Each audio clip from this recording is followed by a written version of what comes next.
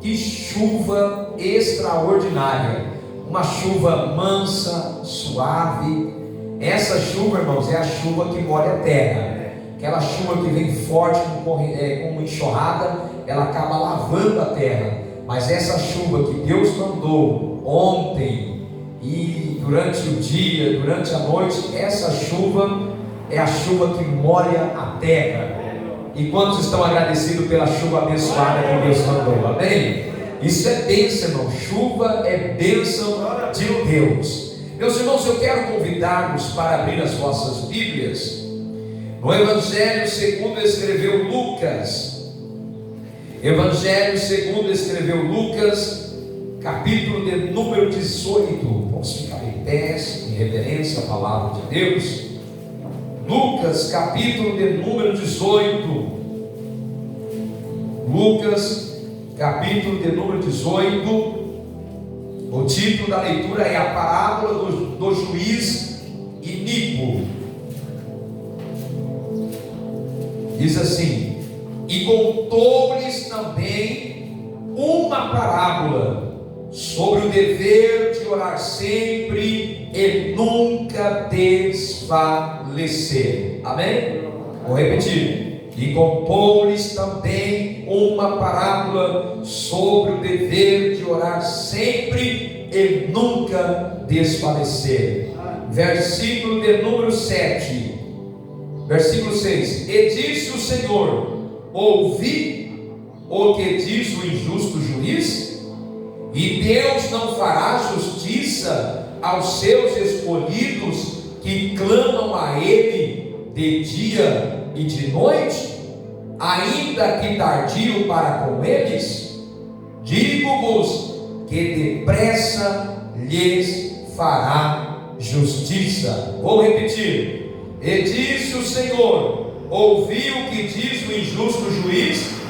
E Deus não fará justiça aos seus escolhidos que clamam a Ele de dia e de noite, ainda que tardio para com eles? Digo-vos que depressa lhes fará justiça. Amém. Podemos se assentar. Meus irmãos, esse texto é muito maravilhoso. Em primeiro lugar, o versículo 1 diz que Jesus disse estas palavras que estão aqui no versículo 2 ao versículo 8. Jesus, ele diz estas palavras com um propósito, com uma razão principal. A razão principal porque Jesus faz menção de uma pessoa que era uma viúva, que morava em uma cidade, mas Jesus também faz menção de um homem que era um juiz.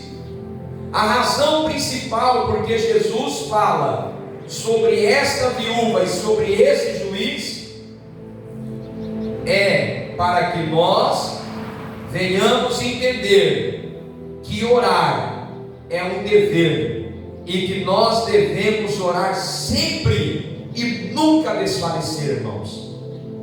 Nunca desfaleça de orar, ou seja, nunca pare de orar, mesmo que você se encontre desanimado, desmotivado.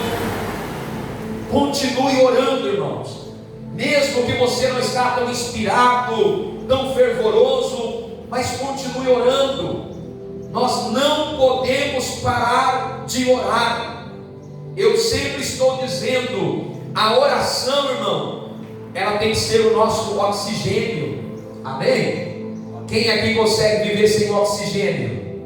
Sem respirar? Alguém consegue viver sem respirar? Não. Todos nós precisamos respirar, precisamos do oxigênio, porque se nós parar de respirar, nós vamos morrer. Nós morremos. A oração é assim também. Se você parar de orar, você vai morrer espiritualmente. Você não vai conseguir sobreviver. Você pode até aguentar alguns dias, algumas semanas, alguns meses, mas você não vai muito longe, você vai morrer espiritualmente. A oração precisa ser o meu oxigênio espiritual. Amém? Ontem eu estive falando com um grupo de irmãos com mais de 10 novos convertidos em um discipulado, e eu estive falando para eles que existem pessoas que ele tem uma mudança de vida lenta, bem vagarosa, mas existem pessoas que ele tem uma mudança de vida radical, uma mudança extraordinária. E aí eu perguntei para eles: se vocês querem ter uma mudança radical, uma mudança extraordinária, vocês precisam fazer uma coisa. Eu falei ontem, porque era o tema. Vocês precisam ler a Bíblia diariamente. Por quê? Por duas razões. Porque para conhecermos a Deus, nós precisamos ler a Bíblia. Porque muitas pessoas, se você perguntar aqui, se você descer aqui essa rua e começar a perguntar para as pessoas se elas creem em Deus, elas vão dizer que sim. Mas aí, se você perguntar para elas: você conhece a Deus? Você conhece a Deus? Muitos que dizem que creem em Deus vão dizer: não, eu não conheço. Por quê? Para conhecer a Deus nós precisamos ler a Bíblia, porque a Bíblia é a fonte verdadeira, a fonte real, que nos mostra e nos ensina quem é Deus. E para termos uma mudança radical na nossa vida, nós precisamos conhecer a Deus. Precisamos conhecer o propósito dele, a vontade dele e o querer dele para a nossa vida. Em segundo lugar, eu preciso ler a Bíblia, porque a Bíblia é o alimento para a minha alma. Jesus disse em Mateus 4:4, quando estava sendo tentado por Satanás, Jesus disse: não só de pão viverá o homem, mas de toda a palavra que sai da boca de Deus. Quem de vocês, irmão, consegue sobreviver sem se alimentar? Nenhum de nós vamos sobreviver sem um alimento físico. Você pode aguentar até uns dias sem um alimento físico, mas com o tempo você vai se enfraquecendo e vai chegar um momento que você vai morrer desnutrido. Agora imagine espiritualmente, se nós não alimentarmos a nossa alma com a nossa palavra, nós vamos morrer também espiritualmente. Não vamos conseguir sobreviver espiritualmente sem o alimento da palavra. Aí eu fiz ontem a pergunta para os discipulados. Eu perguntei para eles: como é que vocês não se esquecem de almoçar, de tomar o café? Por que vocês não se esquecem de se alimentar durante o dia? Aí eles disseram: pastor, é porque nós temos fome. Aí eu disse: então você, quando acorda, você não se lembra que você tem que tomar café, que você tem que almoçar. Mas aí quando aperta a fome, a barriga começa a roncar, como diz alguém aí, as tripas começam a brigar com a outra. Aí você se lembra do alimento. Aí você corre para a geladeira, inventa qualquer coisa, ou chama a pizzaria, você faz qualquer coisa porque você está com fome. Há uma necessidade de alimentar, o teu organismo está pedindo alimento para o seu corpo físico. Aí eu falei para eles: sabe o que acontece muitas vezes conosco? Nos falta ter fome na palavra. Quando nós começar a ter fome pela palavra, nós vamos sentir a necessidade de ler a Bíblia. Então nós precisamos pedir a Deus, dizer: Deus, coloca em mim fome pela palavra. Eu quero sentir fome, eu quero sentir necessidade de ler a Bíblia. Deus me inquieta para ler a Bíblia. Amém? Mas o tema aqui é oração, irmãos. A oração é o ar que nós respiramos, espiritualmente falando. E eu não vou ler aqui porque vocês conhecem, mas vocês observam que esta viúva, ela tinha uma questão para ser solucionada. Todos vocês sabem de memória isso. E a única pessoa que podia ajudar ela, quem era? Quem que podia ajudar essa mulher? O juiz. E quem era o juiz? Um cara bom, amável, educado, misericordioso? Não, o juiz era o pior homem da cidade. O pior homem da cidade, podemos dizer assim. Um homem que não respeitava as pessoas, que não temia Deus. E a Bíblia diz que esta mulher, ela tinha que recorrer a ele, porque humanamente falando não tinha outra saída. Aquele homem era o único que poderia dar a ela o veredito, a resposta final do que ela precisava.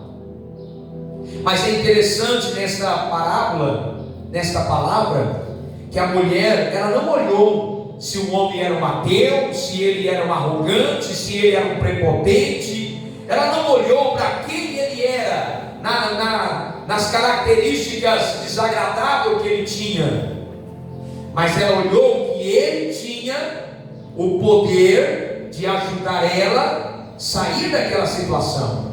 Então ela não enfocou no lado negativo daquele homem, ela enfocou no lado positivo, que era o poder que ele tinha de trazer solução para o problema dela. E eu vou abrir um parênteses aqui. Pode ser que não tenha nada a ver com o que eu estou dizendo, mas eu vou abrir um parênteses, porque eu já falei uma vez aqui na igreja e vou falar de novo. Muitas vezes, irmãos, nós enfocamos demais só nas coisas negativas, só os problemas, só aquilo que pode sair de errado. Você já imaginou se aquela mulher tivesse enfocado somente na prepotência daquele homem, na arrogância dele, na falta de temor a Deus que ele tinha?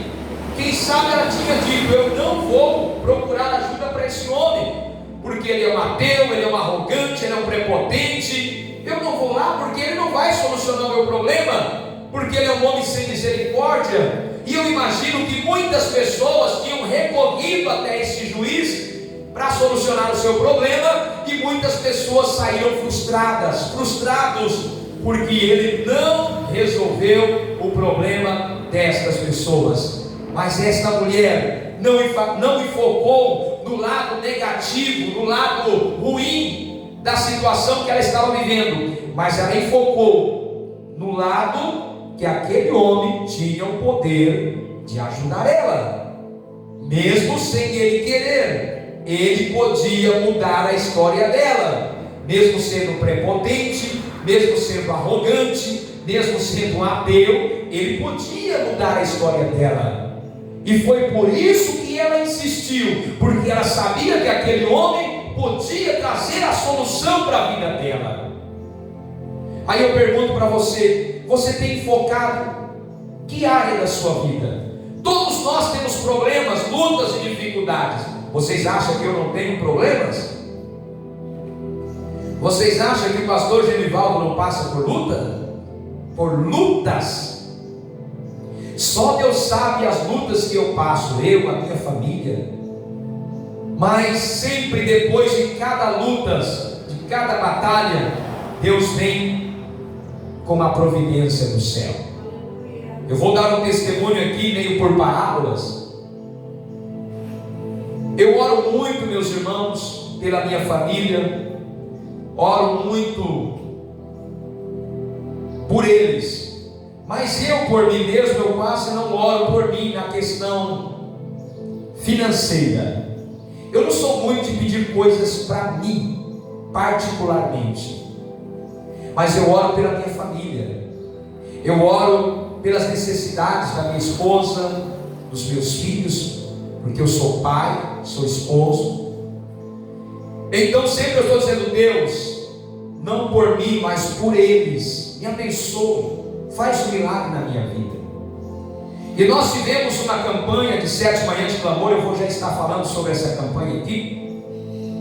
E nessa campanha do mês de outubro, nós oramos muito aqui. 7 manhãs de clamor, foi 50 horas de oração, irmão, 50 horas de clamor. E eu quero dizer para os irmãos que esta campanha trouxe resultados tremendos. Eu estou maravilhado com o que Deus está fazendo depois que eu terminei esta campanha de 50 horas de oração. Eu já quero agradecer os irmãos que participaram dessa campanha, os que vão assistir esse vídeo que está sendo gravado aqui. Eu quero agradecer os irmãos que participou desta campanha. Você que veio aqui, não importa quanto tempo você orou nesta campanha, mas eu quero dizer que a tua oração não foi em vão. O teu pedido não foi em vão, porque Deus já começou a me responder.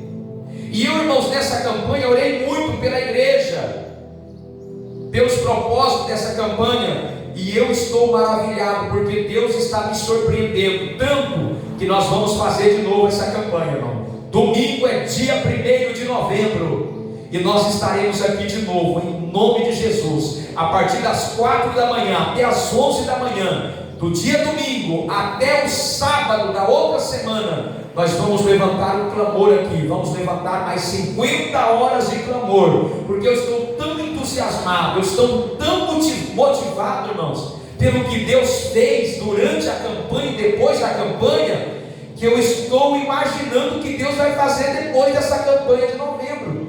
Então já quero avisar os irmãos que domingo nós estaremos aqui, temos a escola dominical. Os irmãos que vão para a escola dominical normal vão, porque vai ter alguém orando aqui no período em que nós vamos estar lá na escola dominical, mas nós vamos estar clamando ao Senhor durante esses 7 dias de clamor. Mas já vou concluir aqui. Eu orei 50 horas de clamor, mas em nenhum momento eu pedi a Deus para abençoar as minhas finanças.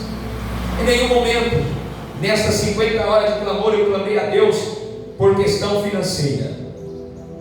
Mas aí eu falei para minha esposa, eu falei: amor, terça-feira, amanhã é terça-feira, amor, eu vou fazer um propósito com Deus.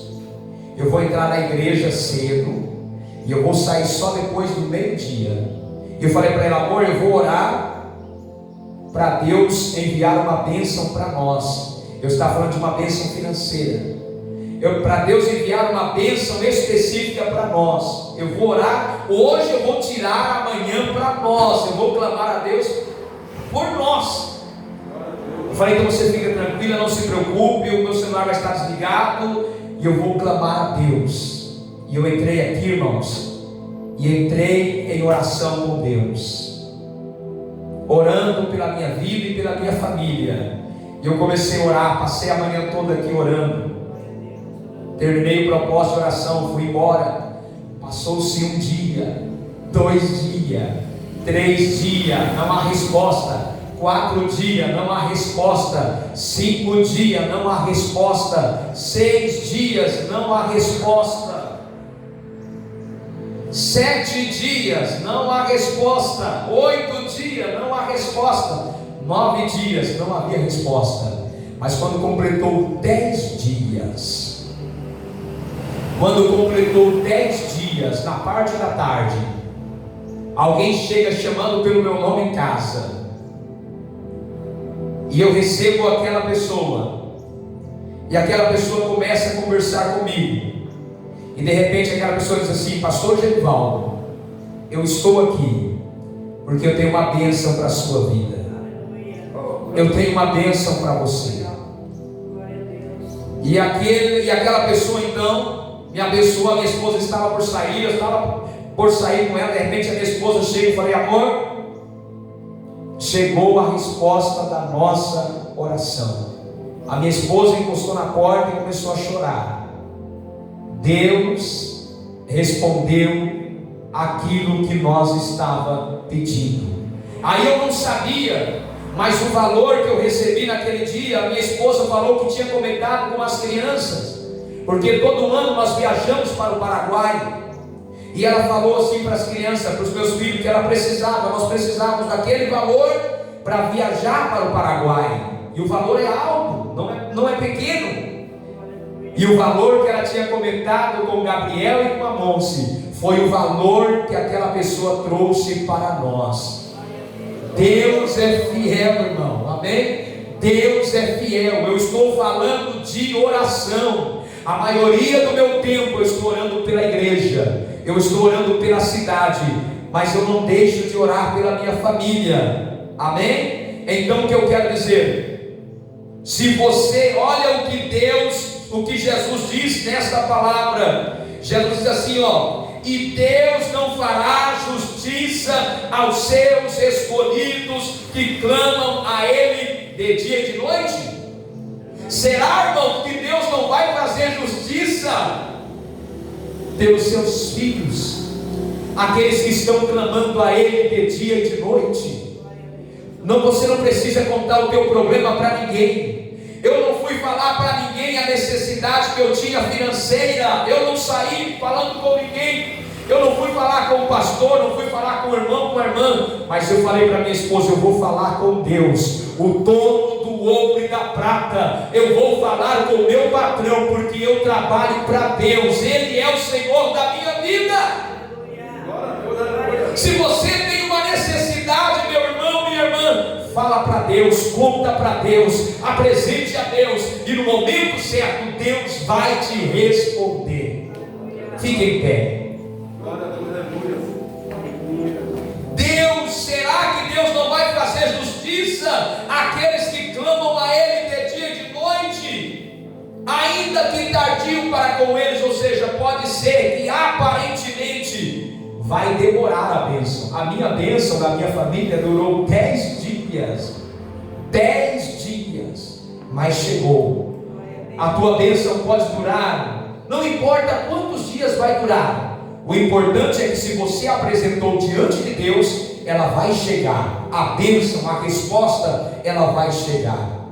E eu quero nesta manhã animar você. Continue orando, continue clamando a Deus. Não importa a necessidade que você está passando, continue clamando a Deus. E eu quero pedir aos irmãos, me ajude. Eu preciso de vocês nesta campanha do mês de novembro. Eu preciso que vocês me ajudem. Vamos levantar um grande clamor durante esses 7 dias. Eu estou dizendo aqui algo, irmãos. Eu estou dizendo, Ivaté vai ser notícia ainda. Ivaté vai ser manchete de jornal. Não por causa do assassinato, não por causa das drogas, não por causa das coisas ruins, não por causa da corrupção, mas por causa da manifestação do poder de Deus nesta cidade. Nós tivemos culto aqui, irmã Eunice, irmã Edinalda. Nós tivemos culto aqui de ter 5 ex-presidiários aqui, depois da nossa campanha. Você sabe o que é em um culto você ter 5 ex-presidiários? 5 ex-presidiários. E outra coisa, essas pessoas estão vindo porque elas estão buscando a Deus e elas estão querendo uma mudança de Deus na sua vida. E elas estão dizendo, pastor, eu quero servir a Deus, eu quero deixar tudo aquilo que não agrada a Deus. E outra coisa, pastor, eu quero ser como o Senhor, eu quero pregar a palavra, eu quero ir no presídio, eu quero pregar. Aleluia. E tudo isso depois da nossa campanha de oração, irmãos. Tudo isso depois da campanha. Eu não me esqueço, porque no dia que eu estava orando com os irmãos aqui, todo dia 6 horas da manhã nós temos oração. E acabou a oração de 6 horas, 6h30, os irmãos foram embora. E eu falei, eu vou ficar aqui. Fechei essa porta e eu dobrei os meus joelhos e comecei a orar. E enquanto eu estava orando, Deus falou no meu coração: aumenta as horas de oração desta campanha de 7 manhãs de clamor. Ore mais, clame mais. E Deus foi trabalhando no meu coração. E aí eu senti que nós precisávamos orar 7 horas por dia. Durante 7 dias, orar 7 horas por dia. E naquela oração eu senti, irmãos, o poder de Deus tão grande na minha vida. E eu percebi que Deus estava querendo fazer uma grande obra aqui na terceira igreja. Por isso Ele estava me chamando para orar mais e convocar a igreja para orar mais.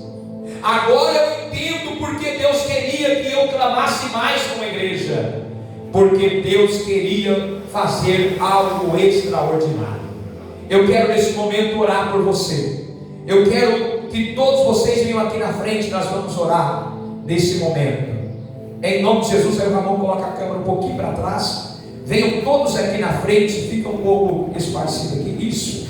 Em nome de Jesus, eu quero que vocês venham aqui. só deixe um pouco de espaço aqui. Isso, venham, se aproxime bem, eu quero orar por vocês. Vocês acreditam, irmãos, que Deus ainda responde oração? Vocês acreditam que Deus ainda responde oração? Deus ainda faz milagres. Pastor, mas eu já orei tanto, pastor, as coisas não mudam. Pastor, eu vou falar um negócio para o senhor. Parece que depois que eu comecei a campanha